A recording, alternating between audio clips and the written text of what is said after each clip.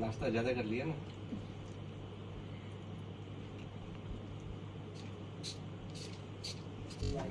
हाँ बेटा।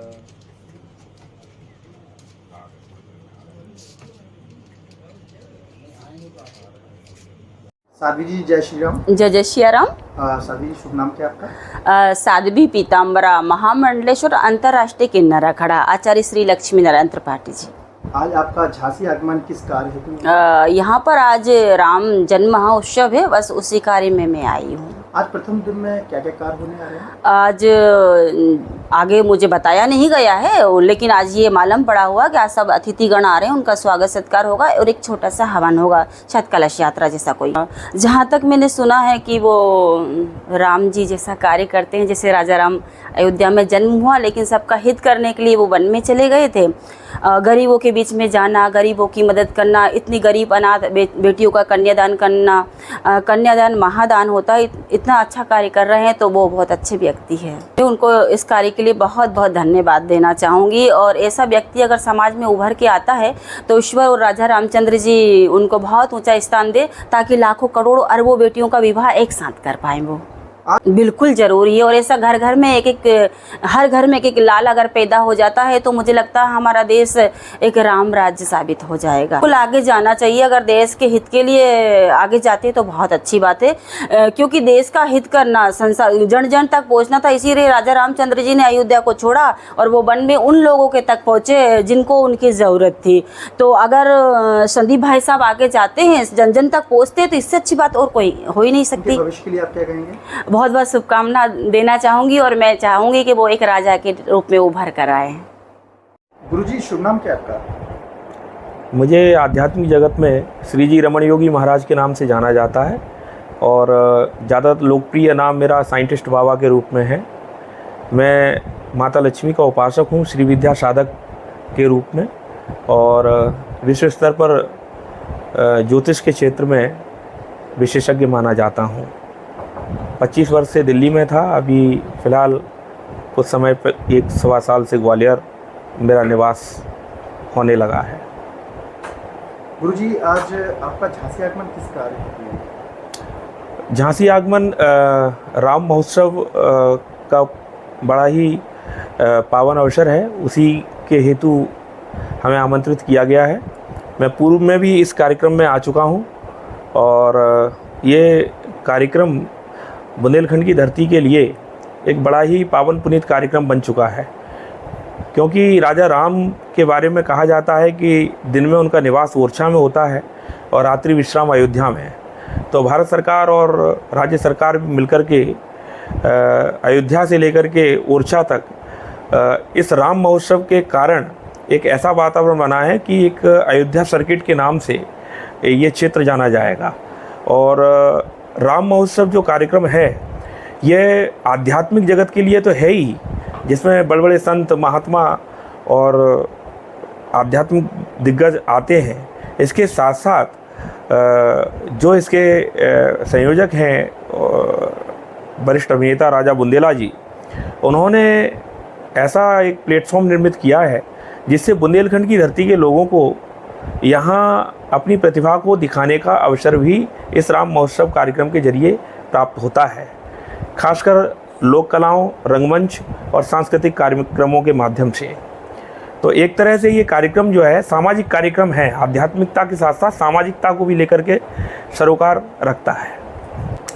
संदीप सरावगी जी से मेरी मुलाकात पिछले वर्ष भी हुई थी। ये संतों के प्रति बड़ा सम्मान का भाव रखते हैं, मिलनसार व्यक्तित्व के धनी हैं और समाज के कई क्षेत्रों में जो है बड़ा अच्छा काम कर रहे हैं। एक जाना पहचाना नाम है जो सीमित झांसी तक ही नहीं है, अपितु देश भर में जाना जाने लगा है। और अब तो अंतर्राष्ट्रीय पटल पर भी मुझे लगता है कि जल्दी ही आपको ये बड़े स्तर पे देखने को मिलेगा, क्योंकि मैंने पिछले वर्ष भी इनके संबंध में कुछ भविष्यवाणी की थी जो पूर्णतः अक्षर सत्य सिद्ध हुई हैं। तो माँ भगवती की कृपा रही तो अगले वर्ष अगर पुनः मुलाकात होगी तो आप खुद ही महसूस करेंगे। उनके भविष्य के लिए आप क्या कहेंगे? भविष्य उज्जवल है। जिस तरह का कार्य ये कर रहे हैं, समाज में सभी वर्गों को साथ लेकर के चल रहे हैं। ऐसा कोई वर्ग नहीं है नीचे से लेकर ऊपर तक जो संदीप सरावगी के संपर्क में नहीं है या वो उन तक पहुंच नहीं रखते हैं।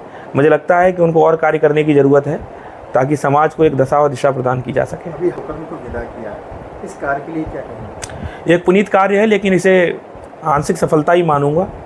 शुरुआत है, इसे गोमुख से भागीरथी नदी के रूप में परिवर्तित करने की आवश्यकता है और निश्चित तौर पर वो इसमें सफल होंगे। मुझे उनकी प्रतिभा पर पूर्ण विश्वास है।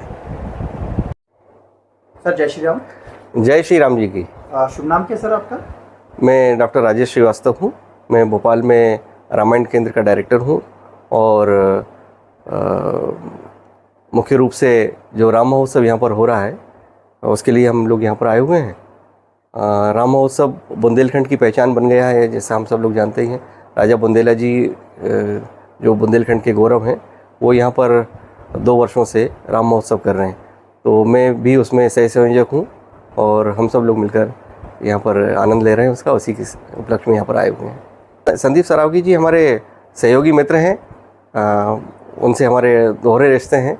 वो राम महोत्सव की टीम के सदस्य भी हैं और समाज सेवक के रूप में भी और मित्रता के रूप में भी उनकी अपनी एक विशेष पहचान है। जैसा हम सभी जान रहे हैं कि आज का समय जो है वो इस तरह का है कि उसमें सामाजिक क्षेत्र में जो लोग काम कर रहे हैं उनको रेखांकित करना बहुत आवश्यक है, क्योंकि उससे लोगों को प्रेरणा मिलती है और जो अलग अलग सामाजिक संगठन हैं जो समाज सेवा के लिए कार्य कर रहे हैं उनमें समन्वय आपस में जब होता है तो जो कार्य करने की गति और उसकी जो विविधता होती है उसका एक अलग आनंद होता है। तो संदीप सरावगी जी ने, मैं तो उनको तब से जानता हूँ जब से उन्होंने कोविड के समय में जो सहायता की थी लोगों की। वो बहुत कम लोग हैं ऐसे जिन्होंने कोविड के समय में पीड़ितों को सहायता पहुंचाई थी, उसमें संदीप सरावगी जी निरंतर कार्य करते रहे। उन्होंने विकलांगों के लिए साइकिल उपलब्ध कराई थी, वो भी एक बहुत चर्चित घटना हुई थी। इसके अलावा उन्होंने कन्याओं का विवाह कराया या इसी तरह के और भी कार्य किए। वृद्धाश्रम के लिए वो सहयोग करते रहते हैं। इसके अलावा वो युवाओं को भी प्रेरित करते रहते हैं। उन्होंने बहुत सारी प्रतियोगिताएँ खेल के क्षेत्र में और वो सारी चीज़ें हैं। तो ये सारी चीज़ें कहीं ना कहीं राम महोत्सव में हमारे लिए एक आधार बनती हैं कि हमारा उद्देश्य ये है राम महोत्सव का कि हम उसमें ऐसे प्रतिभाओं को जोड़ें जो राम और रामायण के क्षेत्र में और बुंदेलखंड को लेकर विकास के लिए अपने उद्देश्यों के लिए लगे हुए हैं। और ये सब हम लोगों की रुचि का विषय है कि इसमें हम देश विदेश के संतों को, महात्माओं को, कलाकारों को, फिल्मी कलाकारों को जोड़ते हैं। तो राजा बुंदेला जी हुए, राम बुंदेला जी, उसकी संस्थापक जो हैं वो सुष्मिता मुखर्जी बुंदेला हैं, जिनका ये स्थान है। और ओरछा में तो हम जानते हैं कि एक सबसे बड़ा आकर्षण है राजा राम जी के दर्शन का, तो वो भी है, सबको बहाना मिलता है। और फिर ऐसे लोग जो समाज में अलग अलग तरह से अपना योगदान दे रहे हैं उन सब से मिलकर भी बहुत आनंद आता है। तो मैं तो आपको भी मतलब बधाई देता हूँ अजय जी कि आप भी जिस तरह से मीडिया के माध्यम से सेवा के कार्य में वो बुंदेलखंड के लिए काम कर रहे हैं, तो मुझे लगता है कि ये एक अनुकरणीय है, प्रेरक कार्य है। और इसमें हमारे युवाओं को, हमारे जो नए जनरेशन जो आने वाली है, स्कूल कॉलेज के हम विद्यार्थी भी उसमें रहें, ये हमारा प्रयास रहता है। राम महोत्सव में मैं आपके माध्यम से कहना चाहता हूँ कि सारे लोग जो आसपास अप्रोच में हैं वो आएँ और यहाँ पर जितनी भी गतिविधियाँ हो रही हैं, क्योंकि हम यहाँ पर टपरा टॉकीज के माध्यम से फिल्में दिखाने वाले हैं, यहाँ पर राम यज्ञ होगा, फिर उसके बाद एकेडमिक सेशंस होंगे जिसमें काफ़ी सारे वैज्ञानिक और साहित्यकार लोग उपलब्ध हैं, साधु महात्मा आ रहे हैं, और शाम को रंगारंग कार्यक्रम भी होंगे। तो उस सब का आनंद लें और इस राम महोत्सव को सफल बनाएं, ये मेरी आपसे। जय श्री राम जी की।